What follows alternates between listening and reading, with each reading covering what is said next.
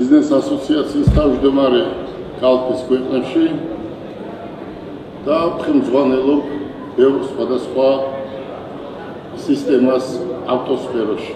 Mate Motorsi 30 წელია რაც არის ბაზარში და არის ერთ-ერთი წარმატებული კომპანია მთელს ამიერკავკასიაში და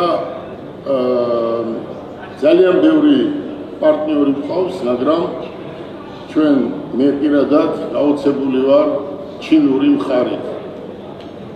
მე ვერც კი წარმოვედგინა თუ ჩინეთში აწყობილი ავტომობილები გაუთანაბრდებოდა და რაღაცა კუთხით გაუსწრებდა ევროპისა და იაპონიის ავტომობილებს.